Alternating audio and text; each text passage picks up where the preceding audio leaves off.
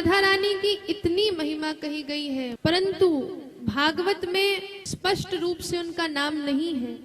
इसका मतलब ये नहीं कि राधा नाम है ही नहीं, राधा जी है ही नहीं। हमने आपको ये भी बताया था कि भागवत में क्यों राधा नाम नहीं है, क्योंकि सुखदेव जी महाराज जैसे ही राधा नाम कहते थे 6 महीने के लिए मूर्छित हो जाते थे। इसलिए महाराज सुखदेव जी महाराज ने परीक्षित की भलाई के लिए राधा नाम नहीं बोला, कि राधा नाम इतना महत्वपूर्ण है कि साक्षात हमारे कन्हैया जो है वो राधा नाम अपनी मुरली में टेरते, इतना वो मीठा है। आप बार बार यदि राधा कहो तो अपने आप ऐसा लगता है कि कितना मीठा ये शब्द है, कितना मीठा ये नाम है, इतना सुंदर नाम है। मात्र इसमें 2 अक्षर हैं और 2 अक्षरों का ये इतना मीठा नाम है कि सारे रसिक जो हैं वो वृंदावन की गलियों में सिर्फ राधा राधा ही कहते हैं। आपने ये देखा कि कोई कृष्ण कृष्ण कहता है? वृंदावन में तो कोई नहीं कहता। रिक्शे वाला भी कहता है अरे भैया राधे राधे, लस्सी वाला भी क्या कहता है? राधे राधे। सभी लोग क्या कहते हैं? राधे राधे। बरसाने में राधे राधे, गोकुल में राधे राधे, वृंदावन में राधे राधे, मदन टेर में राधे राधे। हम भी बोले, तुम भी बोलो, हम सब बोले, तो ये राधे राधे की महिमा है। बहुत से पुराण हैं, जैसे गर्ग संहिता है, विष्णु पुराण है, इन सब पुराणों में राधा नाम की महिमा का वर्णन है। कहते हैं कि जो राधा नाम है उसके मात्र आप रा को चारण करो, सिर्फ रा को चारण करने से श्याम सुंदर पीछे पीछे आ जाते हैं। और क्यों आते हैं?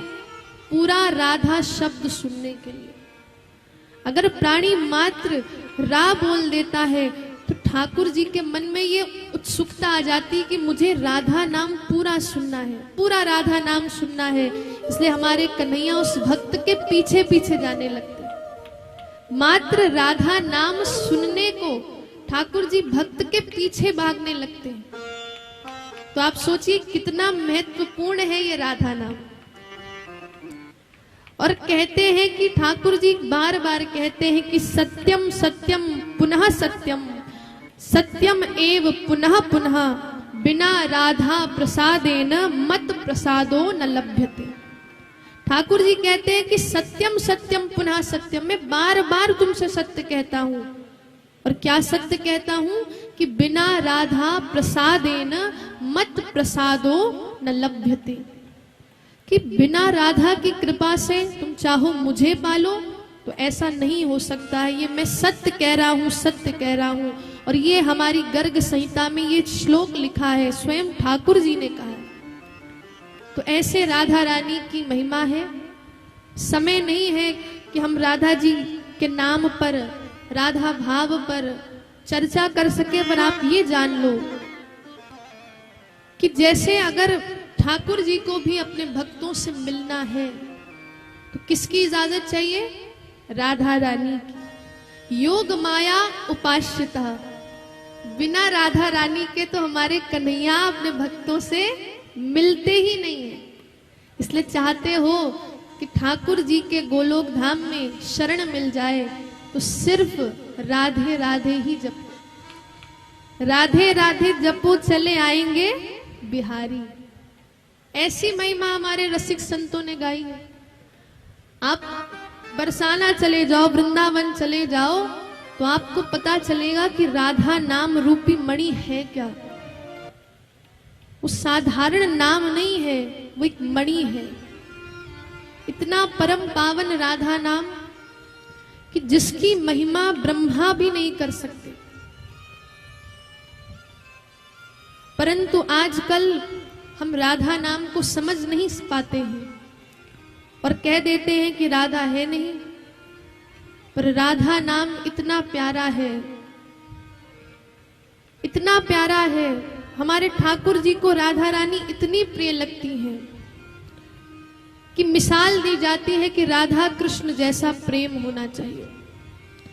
आजकल वो डे चलता है, कौन सा? Valentine day. तो सब क्या कहते हैं, हम राधा हैं और तुम कृष्ण हो। अब महाराज आप राधा कृष्ण के प्रेम की तुलना कर सकते हो? उनका प्रेम इतना अलौकिक है, इतना अलौकिक है कि एक बार हमारी किशोरी जी निकुंजों में बैठी हुई और अपना ही नाम ले रही है, राधा राधा राधा बोल रही है। तो ललिता जी आती हैं और कहती हैं, स्वामिनी जी आप अपना ही नाम पुकार रही हो, आपको तो कन्हैया कृष्ण कृष्ण बोलना चाहिए और आप तो राधा राधा बोल रही हो, ऐसा क्यों? तो कहते हैं कि हमारी स्वामिनी जी ने कहा कि मैं राधा नाम इसलिए बोल रही हूं क्योंकि मुझे पता है कि मेरे जो कन्हैया है, मेरे जो कृष्ण है, वो किसी न किसी रूप में यहाँ आए होंगे, मोर बनकर या वृक्ष बनकर, कोई पक्षी बनकर यहाँ पर होंगे। और मेरे कन्हैया को तो सिर्फ राधा नाम पसंद है, इसलिए स्वयं राधा जी अपना नाम बोल रही है कि उनके प्रियतम को, कन्हैया को वो लाभ पहुंचा सके। इतना प्रेम करती है राधा जी, दोनों के मध्य इतना प्रेम है। और कोई साधारण मानव राधा कृष्ण के प्रेम को तो समझ ही नहीं सकता है, इतना गूढ़ है ये राधा कृष्ण का प्रेम कि कोई नहीं समझ सकता है। बस अगर आपको इस रास में प्रवेश करना है, इस प्रेम रूपी रास में प्रवेश करना है, तो माता आप राधा जू से, किशोरी जू से प्रार्थना करिए कि हे किशोरी जी, आप मुझे ज्ञान दो चाहे ना दो, पर ऐसा कुछ कर दो कि ठाकुर जी के चरणों में मेरा प्रेम हो जाए। बस ये प्रार्थना करें, क्योंकि हम ज्ञानी नहीं बन सकते, हम इतना ज्ञान अपने अंदर नहीं समा सकते। तो बस प्रार्थना करिए कि हे किशोरी जू, आपका और ठाकुर जी का जो प्रेम है वो मुझे मिल जाए, बस ये प्रार्थना करिए। और श्री किशोरी जी तो अवगुणों पर भी रीझ जाती, अवगुणों पर रीझने वाली है। इसलिए यही प्रार्थना के साथ अब हमारे जो ठाकुर जी हैं उन्होंने मुरली बजाई है, सारी जितनी भी गोपियां हैं वो खिंची हुई जा रही हैं।